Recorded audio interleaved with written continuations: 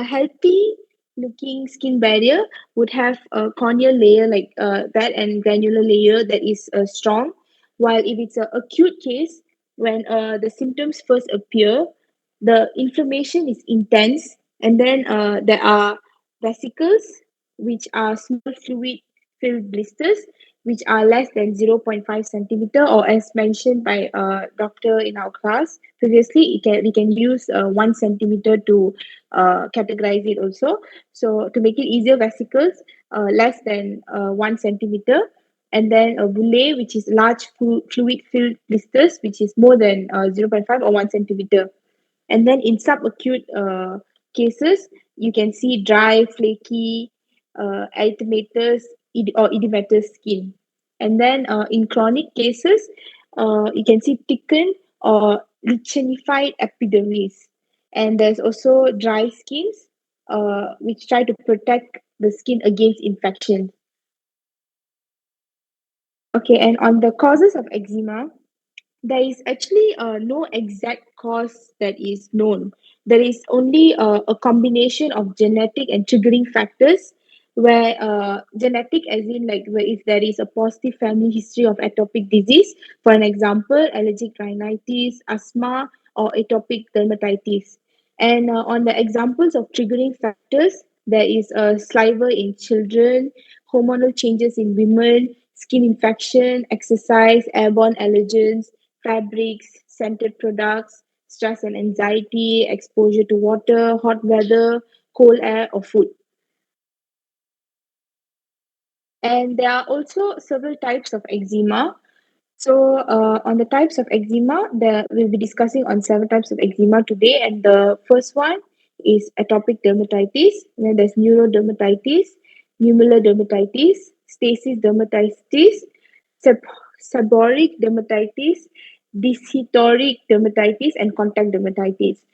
So, on the first type of eczema, atopic dermatitis is basically a complex, chronic, and recurrent inflammatory itchy skin disorder that is usually presented along with asthma and allergic rhinitis, as we have all learned about the atopic triad.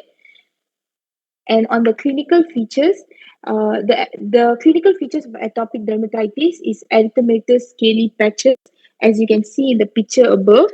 There is flexures in the front elbows, ankles, behind knees, and around the neck. So the picture on the right side shows how it is around the neck, and the next picture shows how it is behind the knees. You can see the red patchy areas, and then you can see dry skin, and also hypo or pigmentation of the skin. And at the same time, you can see lichenification, which is basically the thickening due to repeated rubbing and scratching. And then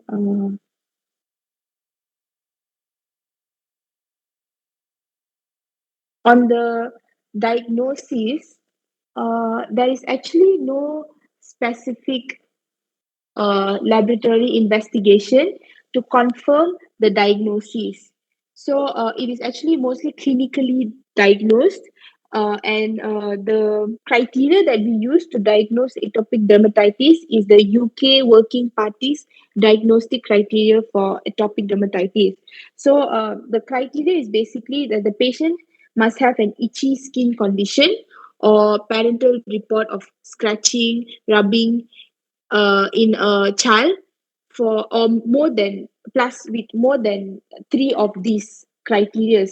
So the first one is a history of involvement of the skin creases, such as the folds of elbow, behind the knees, front of ankles, or around the necks, as we saw in the picture earlier, including cheeks in children in less than 10 years old, and a personal history of asthma or hay fever, or a history of atopic disease in a first degree relative, or in a children less than 4 years old.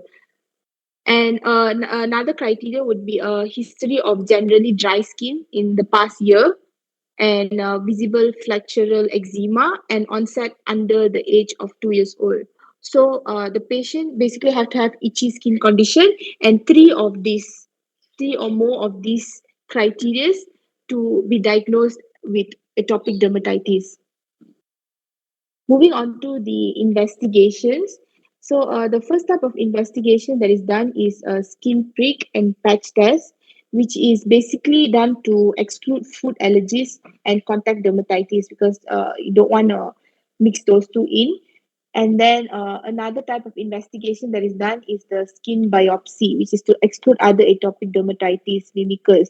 So, in the investigation, we are trying to rule out other types of eczema because we basically use the criteria to diagnose the patients and not investigations. And on the management side, so this is the algorithm of management according to CPG. So, Okay.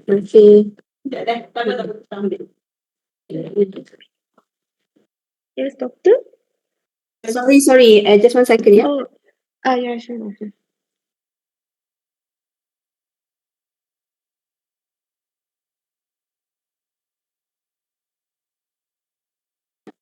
Sorry, actually, to tell you the truth, I'm actually being admitted as an inpatient now, so I'm in my hospital room.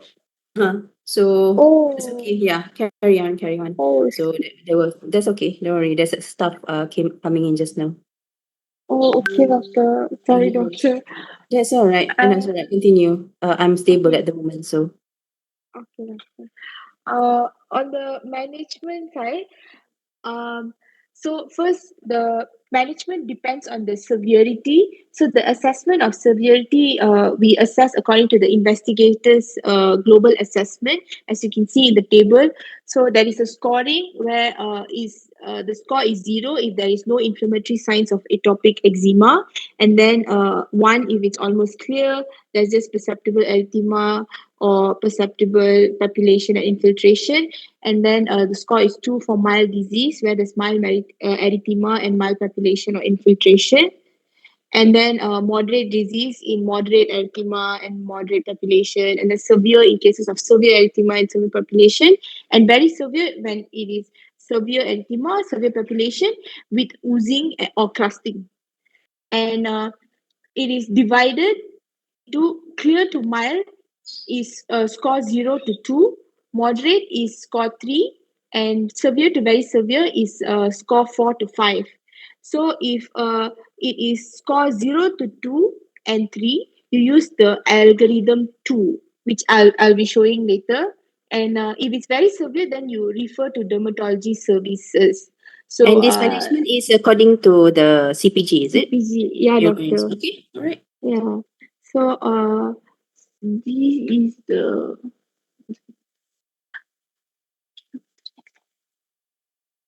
okay. So this is the algorithm. So in step one, you use the skincare such as emollients or bathing practices where you bathe for 10 to 15 minutes under water. And then you give educational intervention and identification and management of aggravating factors. So basically, educate them and give them emollients in cases of mild eczema. So when it's clear or to almost clear. And then in step two, you give topical corticosteroids, which is mild, or topical calci calciuria. So, but that one is sorry, doctor, not sure about the pronunciation, but Topical that one calcineurin inhibitor. called topical calciurin inhibitor, which is not used uh, that often because of the side effects of thinning of the skin. So most of the time we use topical corticosteroids, and that is in cases of mild eczema. And then in the third step, you use topical corticosteroids also with wet wrap therapy, where you wrap the dry skin to keep the moisture locked in, and phototherapy on the targeted area also, that is for moderate.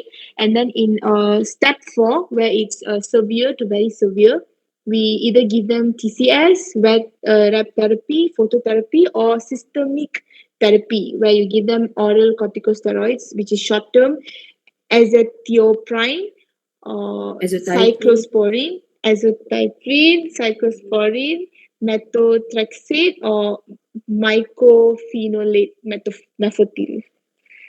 And basically, the principle of management is to prevent the triggering factors and to reduce the severity of the symptoms.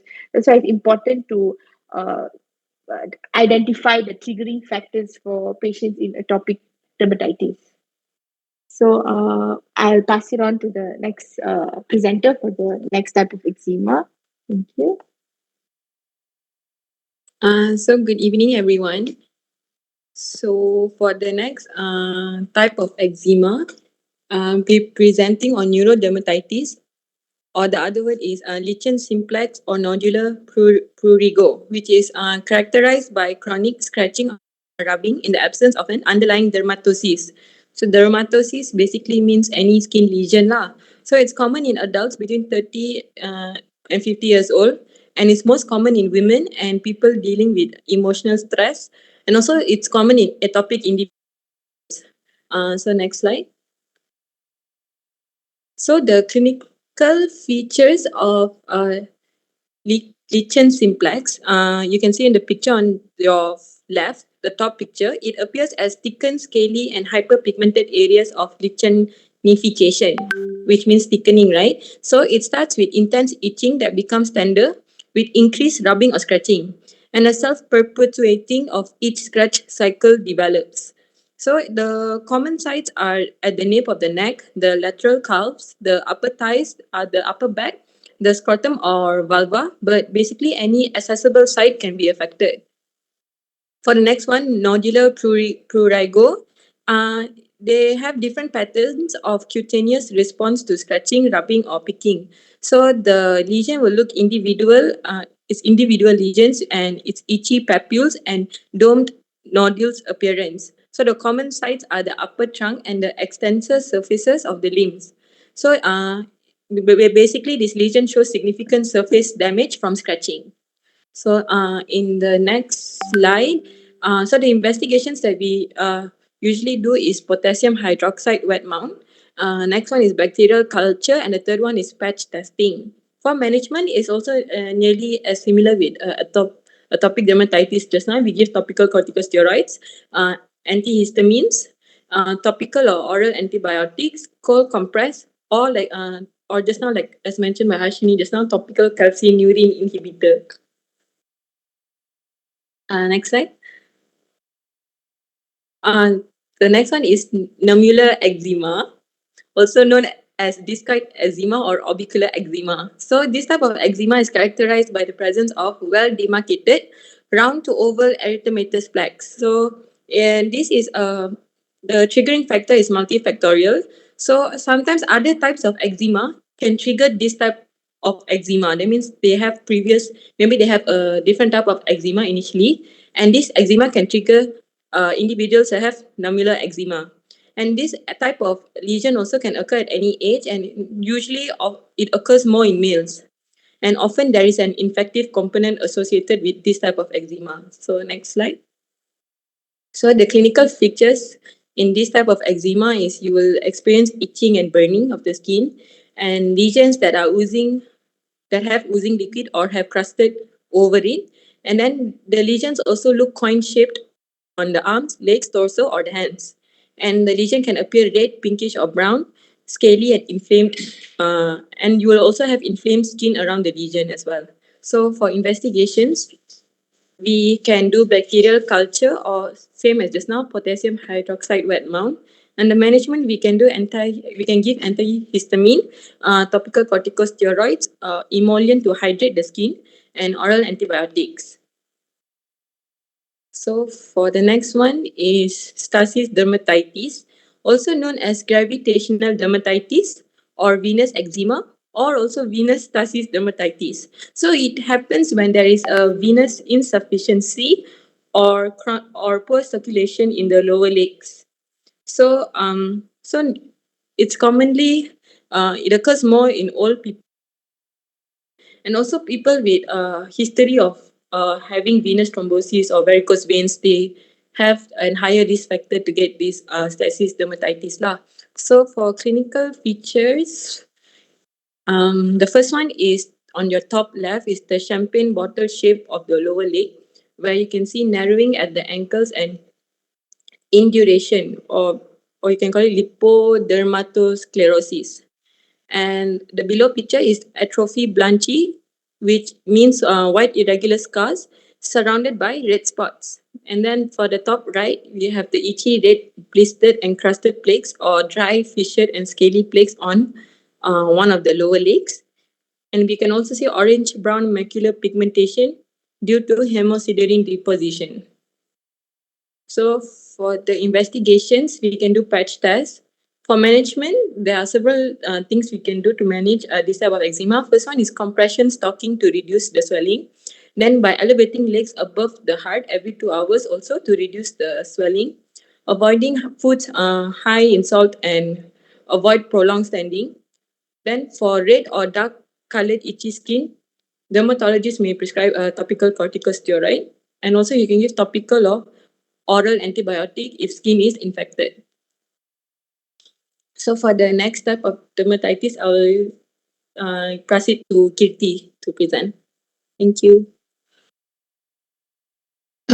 Good evening to doctor and everyone.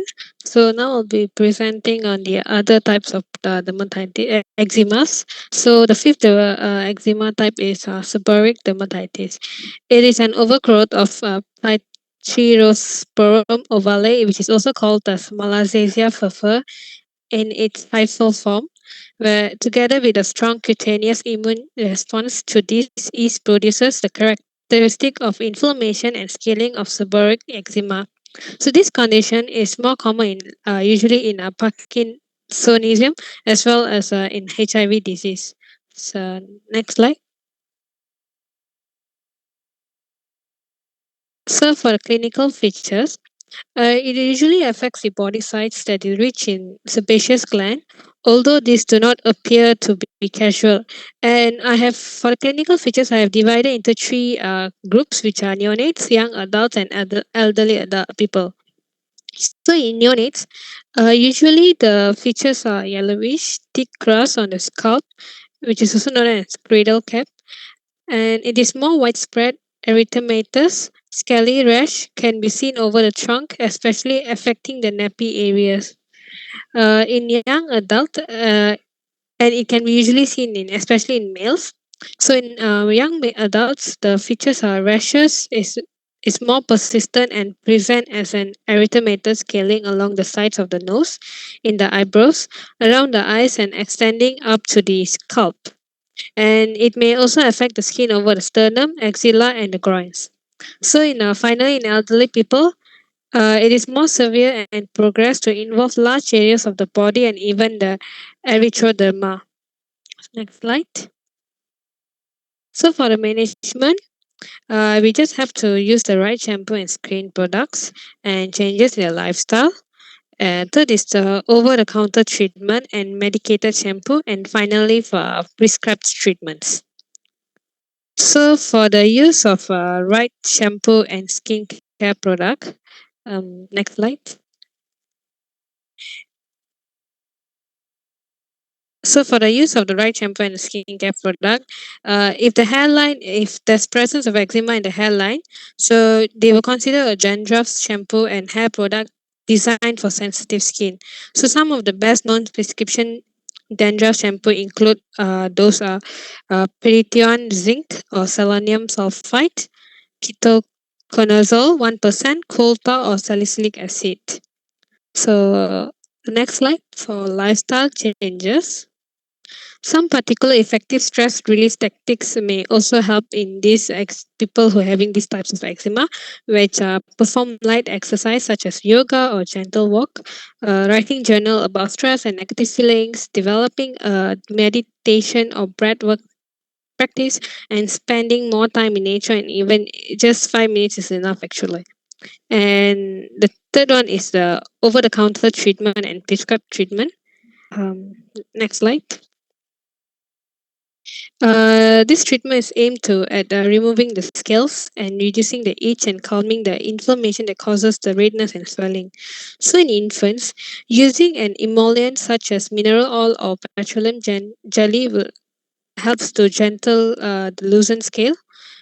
For mild cases, we'll treat with topical antifungal, for example, the ketoconazole, which is the first line drugs, or naftifine.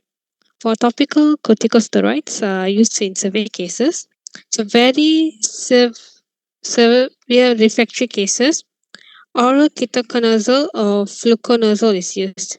And to make sure, because you're buying over the counter, so we make sure to talk to a dermatologist about the options for treatment of seborrheic dermatitis and the side effects of the each options. So next slide is a sixth type of eczema, which is desidrotic eczema, which is also known as Pomfolix, which is means bubbles in ancient Greek. It is characterized by intensely itchy blisters that is developed on the edges of the fingers, toes, palms, and soles of the feet. And it can be due to multifactorial, and it is found more frequently in women than men, in and especially in younger adults, typically between the age of 20 to 40. So next slide. So for the clinical features, usually the eczema is a symmetrical crops of clear vesicles and or bullae. Blisters can be seen in the pictures on the right hand side above. And it's intensely purpuric, which is itchy, and typically is present on the palm, soles, and lateral aspects of the fingers and toes. And it says deep-seated vesicles with a tapioca-like appearance. It may become large from bullae and become confluent. In chronic disease, fingernails may reveal dystrophic changes where we can see on the below the right hand side picture. So next slide. For investigation, we will do a potassium hydroxide red mount, bacterial culture, and patch testing. While for management, we will use topical corticosteroids, antihistamines, topical or oral antibiotic, wet dressing to dry up the blisters, phototherapy with narrowband ultraviolet B. For this phototherapy, it actually is a light therapy that is used in the treatment of certain skin condition, such as psoriasis, chronic dermatitis, and others. So next slide. So this will be the final type of eczema, which is contact dermatitis, where it is a skin disorder that is brought about by contact with an exogenous substance that trigger an allergic or irritant response. Next slide. So for contact dermatitis, it can be divided into allergic and irritant. So first, let's look at allergic contact dermatitis. So allergic contact dermatitis, it can be a very low concentration of substance where you are exposed to metals, formalin, or epoxy in a very low concentration. And it can be due to after one or many exposures. The onset is usually from hours to days, and is the distribution is may correspond exactly to the contactant. For example, like elastic waistband and wristband. The mechanism of exposure is an immunological response, which is a delayed hypersensitivity reaction, and usually we can do investigation by doing the diagnostic test is by doing a positive patch test. For irritant contact dermatitis, is the exposure normally is high in concentration of organic solvent or soaps, and it's after a few or too many exposures. It normally the onset it's minutes to hours, and it does not have any indistinct. It has an indistinct border, and the mechanism of exposure is non immunological, where it's due to physical and chemical alteration of the skin epidermis. And the diagnostic test is a negative patch test, and we can also do trial of avoidance. So next slide. So for the clinical features, for allergic and irritant, we have acute and chronic. So for the acute phase, usually it will be macular erythema, the presence of papules, vesicles, and bullae. For chronic, usually the eczema will be lichenified, the presence of scaling, fissures with or without vesicles. While for irritant in acute phase, it will be painful, edematous, erythematous, weepy, and vesicular. And the person will have a sensation of burning, stinging, or pain at the site of contact to the irritant. While the correct chronic feature is where the eczema will be dry, erythematous, scaling, fissuring, and they'll be cracked and lichenified. So next slide. So for this should be our last slide. So for the management, also they are divided into non-pharmacological and pharmacological. So for non-pharmacological, first the main thing we have to do is to identify and eliminate the triggering factors. And we have to have a good skincare. So first we have to base the affected area using a mild soap and a lukewarm water. And also, we have to do a wet dressing. It helps to relieve symptoms and speeds healing of weeping lesions with exudate by gentle debridement, debris removal, and evaporated cooling. And we can also use emollients where it provides an occlusive layer over inflamed skin, and it helps to reduce evaporation and decrease the fissuring. And finally, we can also have the option of phototherapy, where in severe chronic allergic contact dermatitis unresponsive not to topical or oral corticosteroid, so they can have a phototherapy, and they can also do a narrowband UVB or PUVA. So for pharmacological, it has corticosteroids and antihistamine. So for corticosteroids, we have topical and oral. So as usual, we know corticosteroids is an anti-inflammatory and it has an immunosuppressing effects. While for antihistamine, it will help to relieve the pruritus. So I think that's all from us. The next slide is our references. So yeah, thank you everyone for listening. Doctor, is anything from your side?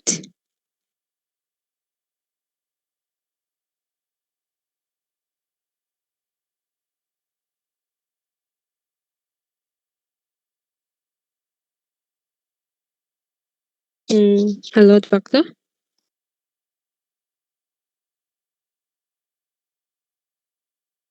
Just 1 second.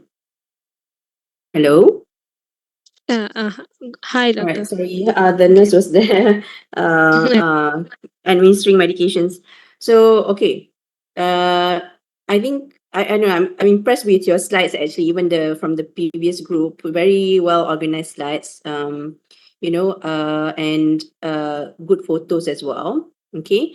I think what you need to grasp from this topic is number one, what are the clinical features, okay, how to describe the different skin lesions in eczema, the primary skin lesions and the secondary skin lesions, okay.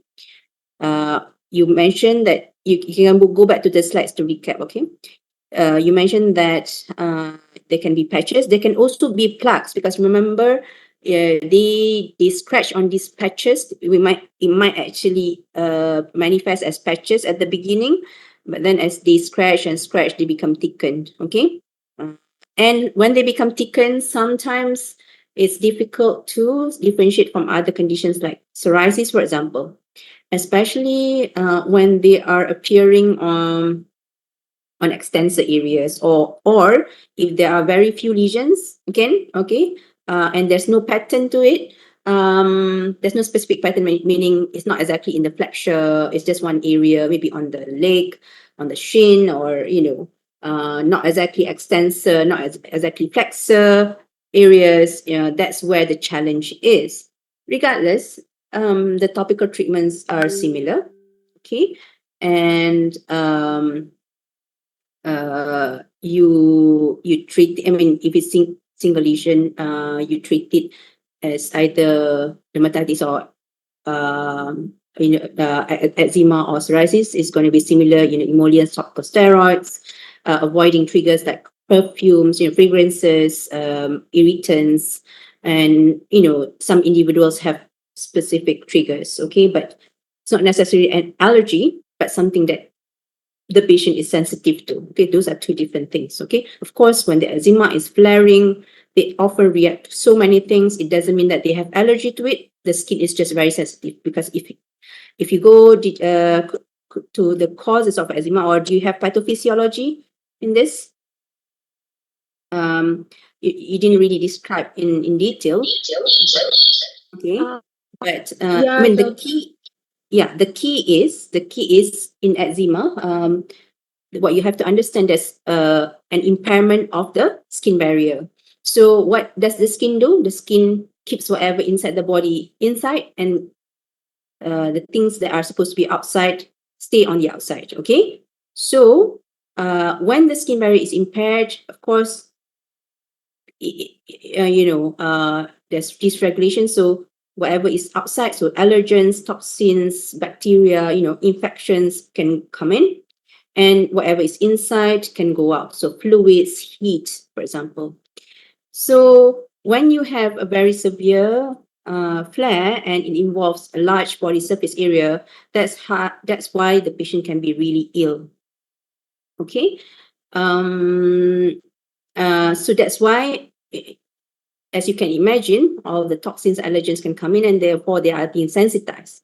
And that's why they're not necessarily allergic, but they're sensitized because of the impaired skin barrier. And therefore, controlling the skin condition that is severe is important to avoid these things. So it's not just one way, meaning the allergy causes the eczema. It's either actually the eczema that is bad can predispose the patient to a lot of sensitivities and also potentially allergy as well.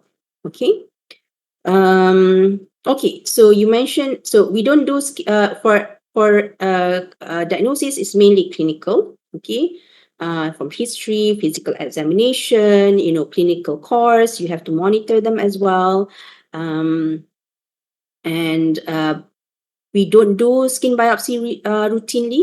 Usually when you do skin biopsies, there are things that you want to rule out. Okay, for example, maybe you want to differentiate between eczema and psoriasis, which is it doesn't really matter. And maybe when the patient comes with erythroderma, for example, it's not really clear whether this is psoriasis or eczema. Sometimes there are pointers. Okay, you see some psoriasis from plaques in between, in the diffuse erythema that the patient is having. But sometimes it's not very clear because they're all, it's all covered by, it's diffuse erythema, it's all scaly all over, and it's not really clear, is it eczema, is it seborrheic dermatitis, is it psoriasis, or is it something else like Sézary syndrome that is rare. So you do biopsy to rule out, other things like, cutaneous T-cell lymphoma or Sézary syndrome, depending on the clinical presentation.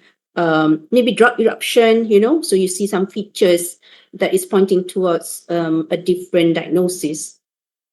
So this is something for you to be, as this needs experience, obviously. So if it looks like eczema but it's not behaving like eczema, it's not responding to the treatment, you should refer to dermatologists and get them assessed and see, get them to assess the patient and see if there's anything else that is missing. Yeah. Again, you mentioned about contact dermatitis, so allergic contact dermatitis, irritant contact dermatitis. Sometimes it's difficult to differentiate, especially if the patient has a longer history. And sometimes when you do patch testing, you can see an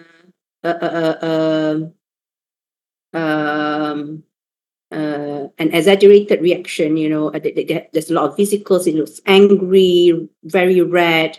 So that's how, it's not necessarily just positive patch testing for allergy. It could be an indicator of irritant contact dermatitis,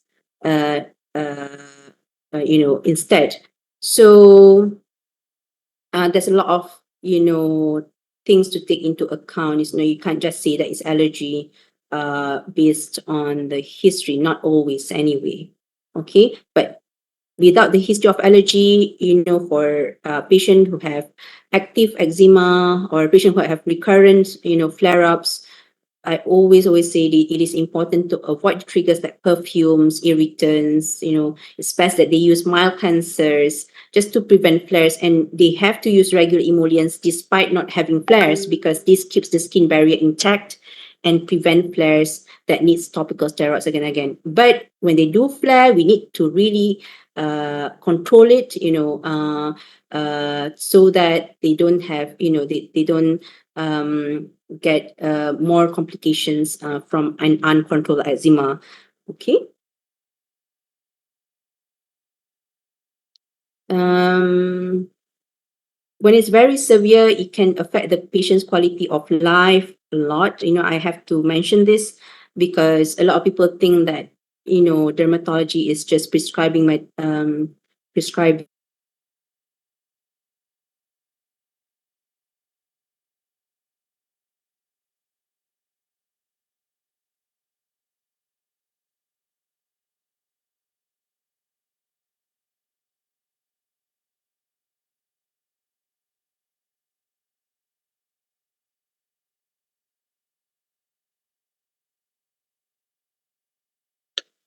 Hello, doctor.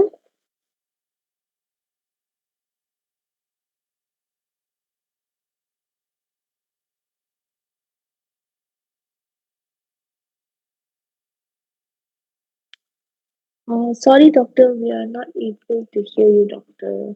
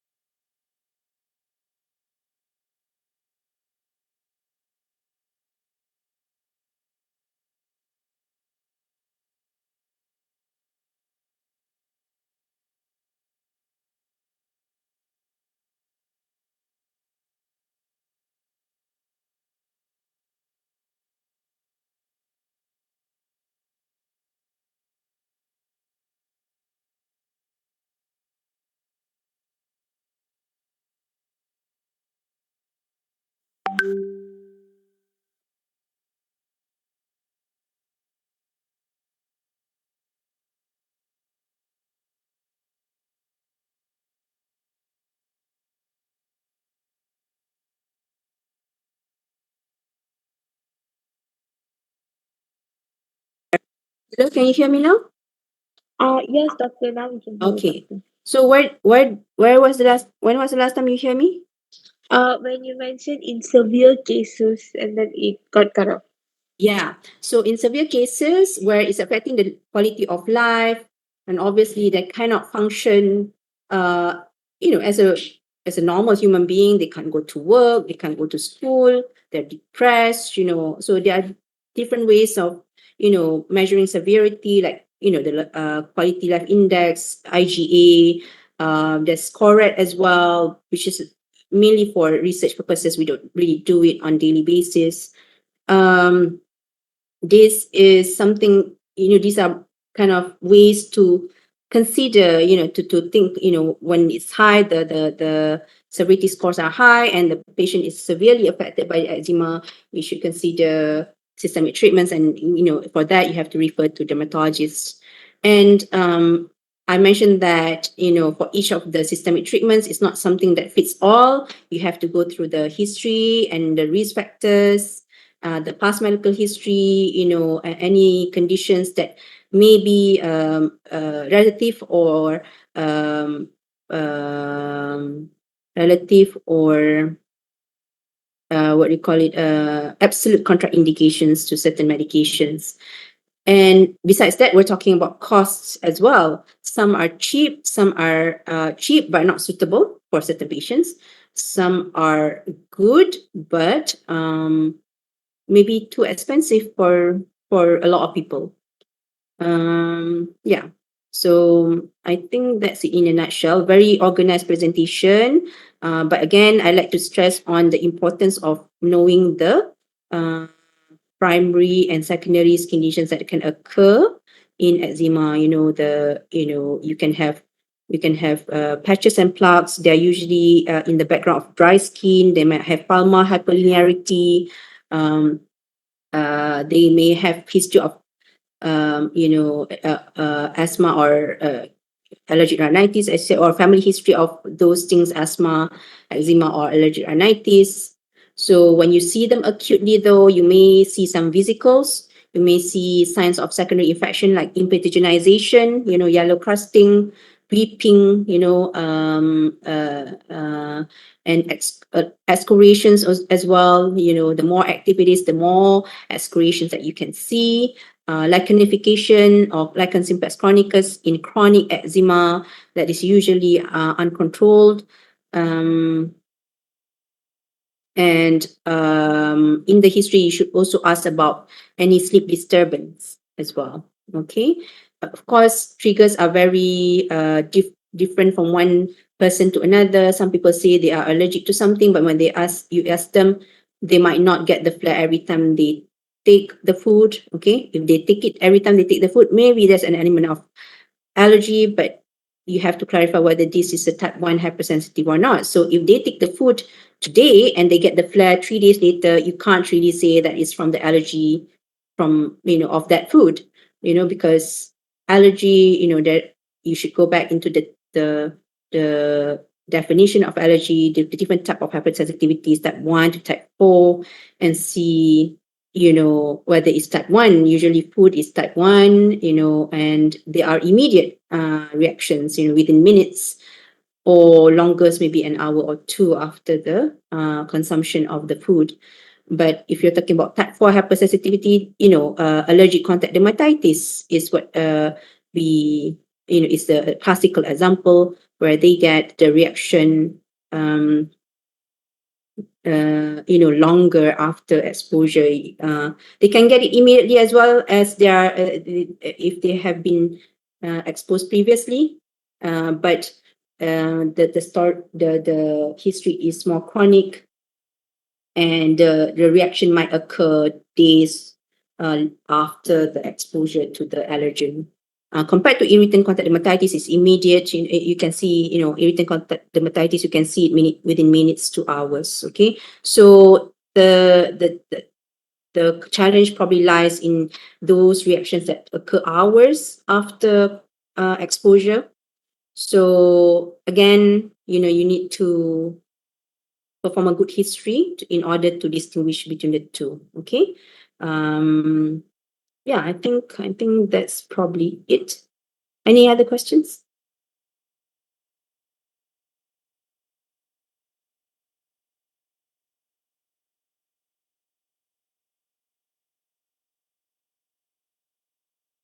I don't think there are any questions, Doctor. Can you go back to the clinical features? Are you clear with that? Yeah. This is the seborrheic Clinical lymphomas. features of atopic dermatitis, is it, Yeah. Doctor?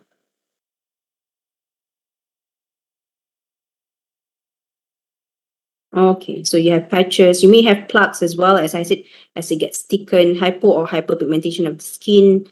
If they get, sometimes they have scars, okay, because they pick on the same area again and again. And, there's more and more erosion into the skin. It gets deeper. They can get ulceration and get scarring after that. So that's why it's very important to control eczema. Of course, people are sometimes afraid of using topical steroids, but what our aim is to give the topical steroids to control the eczema. We want to give the lowest potency, possible. But of course, sometimes when it's so severe, we give high potency and then we taper down to lower potency. Okay, dry skin, you mentioned ichthyotic skin and lichenification. You must also mention vesicles, in acute flare, they might have vesicles, impetiginization for secondary infection, excoriations. Yeah, these are the kind of examples. And you have different types of dermatitis as well. For example, hand dermatitis, they can get vesicles and bullae on the palms and soles, and that's sponphylix. Okay, that's a type of eczema. And can you go to the investigations? It's not really, we don't really do a lot of investigations routinely. Okay. But for food allergies, usually it's more common in children because they're just exposed to the world, they're sensitized, so there might not be, allergic to it. Okay, that's why we don't do. If you look at textbook, they don't recommend allergy testing routinely. Those blood tests. It's not mentioned in dermatological textbook to do it routinely, because it depends on the history. If someone, especially children, babies particularly, when they have babies or small children, when they are exposed to that particular food, they get urticaria reaction, they get irritable, they get short of breath or swelling. That actually points out towards type 1 hypersensitive already. You probably don't need to do tests to say that that is a type 1 hypersensitivity reaction, urticaria, angioedema, and potentially anaphylaxis. You would ask the patient to avoid that anyway without doing any tests. Yes, you can do prick tests to confirm, but if you have a clear history already, why would you, sometimes you still need to do skin prick testing maybe in some patients to confirm, but again, it's not dose dependent, so you have to be ready with all the tools just in case they develop anaphylactic shock. Patch testing is for type 4 allergic reaction, type 4 hypersensitivity, so for allergic contact dermatitis particularly. Okay, skin biopsies, as I said, again, not done routinely. Okay. Next, there you have more investigations, don't you? Okay, yeah, that. Okay.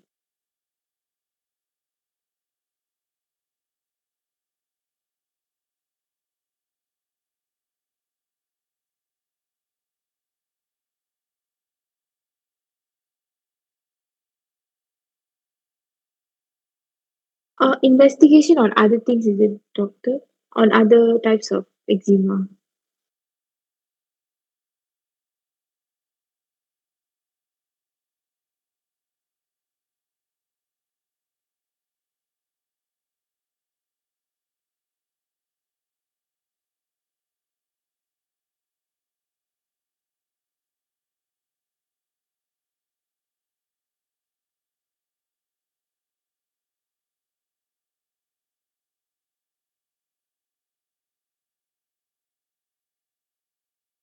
Sorry, doctor, but we can't hear you, doctor.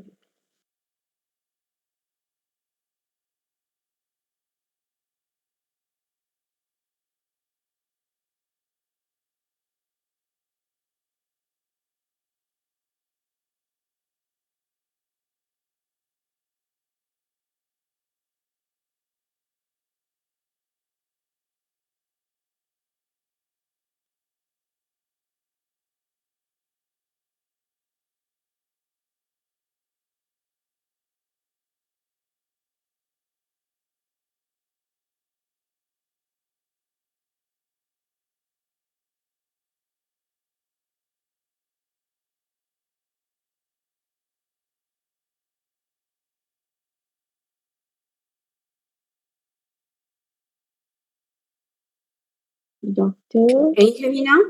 Yeah, doctor. Now we can hear you, doctor. Okay. I just want to make sure you hear the last part. So you can get bacterial infection. You mentioned bacterial culture for, from swabs or any exudate that may be coming from the skin. But mostly, most of them are staph aureus infection. They can get fungal infection, yeah, for seborrheic dermatitis, fungal infection or superimposed fungal infection.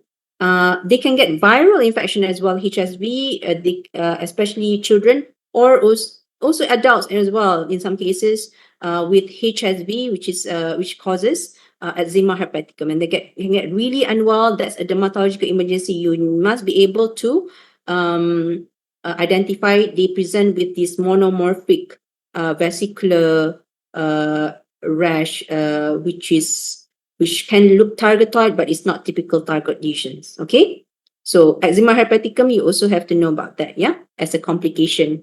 Okay, besides the psychological, the impact, on the patient. If they present erythroderma, it's also complication. It's a dermatological emergency where a lot of, is basically the whole body. You can look at the definition of erythroderma. Almost the whole body is covered with the eczema.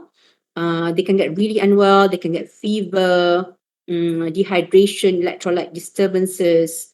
And then from erythroderma, due to the fluid loss, they can get cardiac failure as well, infection, of course, because the skin barrier is impaired. So you must watch out for sepsis. they can die from it, um, other kind of complications that can arise as a result of chronic uncontrolled eczema is again malnutrition. Patients tend to, or the parents, tend to exclude many foods without having a proper guidance, and therefore they are being malnourished just because they're avoiding almost everything and eat very limited they have a very limited variation in their food, and nutrition is therefore poor. Okay. And of course, psychological impact, depression, missing days from school or at work, the costs involved in this, in managing this, you cannot underestimate, because not everybody can avoid moisturizers. Okay, it might be something simple, but again, one moisturizer can cost, maybe up to hundreds. One type of moisturizers sometimes. I'm not surprised, or sometimes it's very bad that they need high amounts of it, and often people actually refrain themselves from buying, try to be calculative about using the emollients because they don't want to spend more money, and that means they're not getting enough emollients to control their conditions. Yeah. Okay, I think I've nagged a lot already. So any more questions?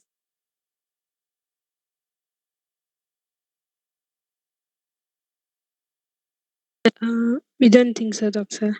All right, is that clear? Yes, doctor. All right, okay, thank you so much. Okay, have a nice evening. Thank you so much, doctor. Thank Have a you. nice Thank you day, so much, doctor. doctor. Thank you, doctor. Doctor. Thank you, doctor. Thank Take you. care, Take care. doctor. Goodbye.